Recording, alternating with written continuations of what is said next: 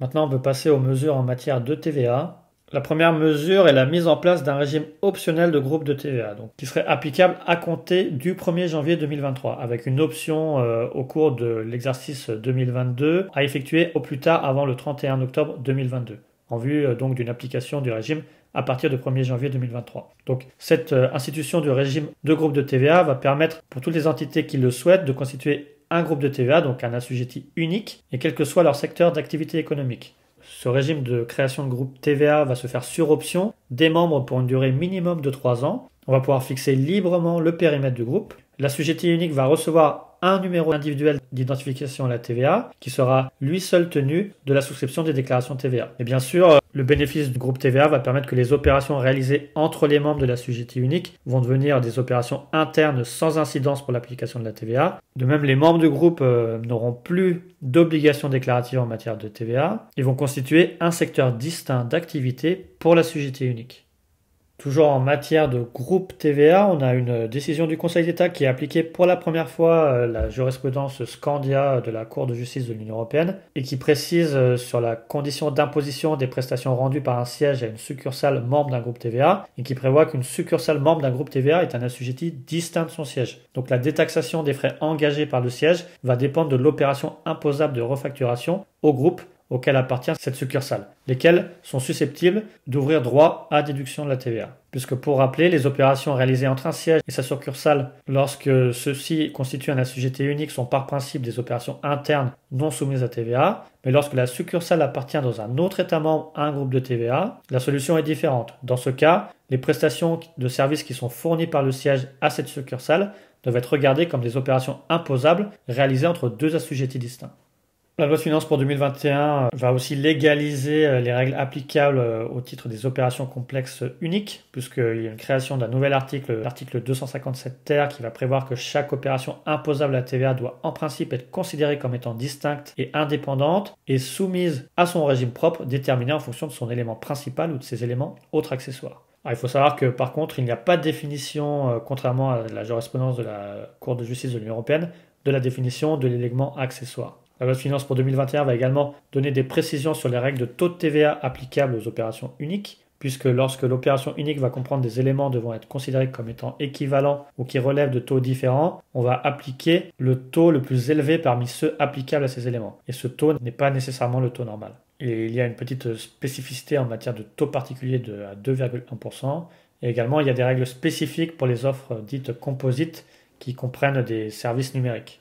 Autre mesure de la loi de finances pour 2021, c'est la généralisation de la facturation électronique par voie d'ordonnance. Donc maintenant, le gouvernement a été habilité à prendre par voie d'ordonnance, dans un délai de 9 mois à compter donc de la publication de la loi de finances pour 2021, de toutes mesures nécessaires permettant la généralisation du recours à la facturation électronique, donc le e-voicing, et la mise en œuvre d'une obligation de transmission dématérialisée de certaines données à l'administration fiscale, donc le e-reporting. Donc on sait que c'est une décision qui a été prise suite au rapport de la DGFiP qui a été remis au Parlement en novembre 2020, qui s'intitule « La TVA à l'ère du digital en France » et qui récapitule le futur dispositif en matière de facturation TVA et qui a articulé autour de deux objectifs: la généralisation du recours à la facturation électronique et l'obligation de transmettre à l'administration de manière dématérialisée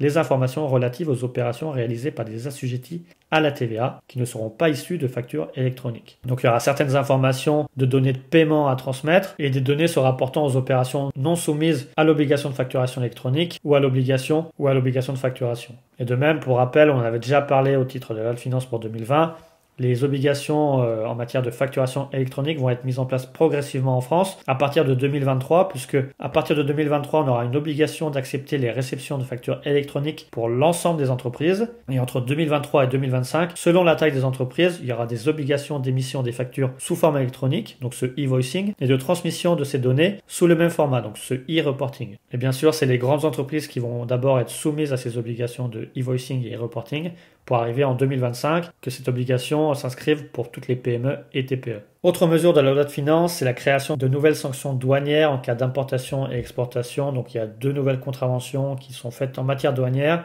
et qui sont spécifiques pour les défauts de communication à l'administration des douanes par les assujettis redevables de la TVA à l'importation des informations nécessaires permettant de déterminer la base d'imposition des opérations d'importation et également en cas de visa frauduleux des bordereaux de vente en détaxe par les personnes physiques. Enfin, au titre de la loi de finances pour 2021, on a également le report de l'entrée en vigueur des nouvelles mesures qui devaient être applicables au 1er janvier 2021 sur le commerce électronique, puisque ces mesures sont reportées au 1er juillet 2021 suite à la décision de l'Union européenne. Et également, il y a certains aménagements qui sont apportés aux dispositions de l'article 147 du CGI, notamment les biens soumis à la taxation sur la marge sont exclus du régime des ventes à distance. Le seuil des 10 000 euros de chiffre d'affaires ne s'appliquera que pour les opérateurs établis dans un seul État membre. De même, les importations déclarées via le régime particulier seront également soumises au taux normal. Toujours en matière de TVA et sur les échanges intracommunautaires de biens, l'administration est venue commenter les mesures dites Quick Fix en octobre 2020, puisqu'elle a intégré dans sa base BOFIP toutes les mesures de simplification dites Quick Fix qui sont applicables depuis le 1er janvier 2020, qui concernent l'exonération des livraisons intracommunautaires, le traitement des ventes en chaîne et le régime des stocks sous contrat de dépôt.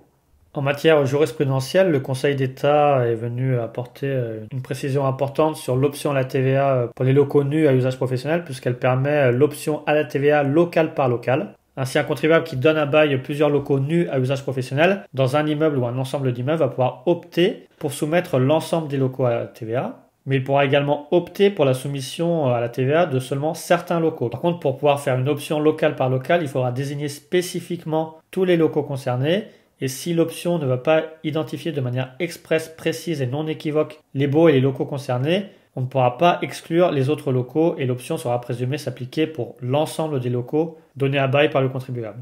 Des précisions ont également été apportées en matière d'établissement stable TVA par le Conseil d'État, puisqu'elle estime qu'une société irlandaise se livrant à une activité de publicité en ligne ou marketing digital disposait en France d'un établissement stable par l'intermédiaire de sa société sœur établie en France, puisque cette société en France disposait des moyens humains rendant possible de manière autonome la fourniture des prestations de la société irlandaise, et notamment des moyens humains qui lui permettent de prendre la décision de conclure avec un annonceur un contrat lui ouvrant le bénéfice des services dont la société irlandaise assure l'exploitation. Donc à l'espèce, les salariés de la société française disposaient des moyens techniques adaptés rendant possible de manière autonome la fourniture des prestations de la société irlandaise, quand bien même aucun centre de données utilisé pour l'exécution des fonctionnalités de mise en relation n'était localisé en France, ni même en Irlande. De même, en matière d'établissement stable, la Cour de justice de l'Union européenne est venue exprimer la position sur les filiales d'une société étrangère. En effet, elle estime que la détention d'une filiale dans un État membre de l'Union européenne ne suffit pas en tant que telle à caractériser l'existence d'un établissement stable d'une société mère établie à l'étranger, puisque pour établir un établissement stable en matière de TVA, il faut un degré suffisant de permanence et une structure apte du point de vue de l'équipement humain et technique à rendre possible soit la fourniture par cet établissement d'un service ou l'utilisation par cet établissement de services qui lui sont fournis pour ses besoins propres. Mais bien sûr, il n'est pas exclu en tant que tel que cette filiale puisse quand même constituer un tel établissement stable. Dans ce cas-là, il faut regarder la réalité économique et commerciale. Et là, il y a différents critères. Il va falloir examiner la nature et l'utilisation du service fourni. Si on n'arrive pas à identifier à premier abord un établissement stable du preneur, on va alors examiner si le contrat, le bon de commande ou le numéro d'identification TVA attribué par l'État membre du preneur et qui lui a été communiqué par le preneur identifie un établissement stable comme preneur de service, et si cet établissement stable est l'entité qui paie pour le service, et si à la lumière de ces deux critères on n'arrive pas à identifier l'établissement stable du preneur, alors là le prestataire pourra légitimement considérer que les services sont fournis au lieu d'établissement du siège de l'activité économique du preneur. Elle précise bien que le prestataire de service n'a pas à examiner toutes les relations contractuelles entre la société établie dans le pays tiers et sa filiale dans l'État membre, pour déterminer s'il existe ou non un établissement stable. Enfin, mesure importante en matière de TVA, droit à déduction de la TVA pour les EHPAD, puisqu'il y a un revirement de la jurisprudence opéré par le Conseil d'État et qui maintenant fait prévaloir le critère de l'utilisation effective des dépenses mixtes, qui n'autorise dès lors qu'une déduction partielle de la TVA au titre des frais généraux. Donc cette décision fait suite à l'arrêt de la Cour de justice de l'Union européenne, et comme j'ai dit, c'est un revirement de jurisprudence, puisque avant c'était un critère de répercussion financière des coûts sur celui de l'utilisation effective des dépenses mixtes, qui permettait d'opérer une déduction totale de la TVA pour les EHPAD. Maintenant, on peut passer aux mesures en matière d'impôts locaux.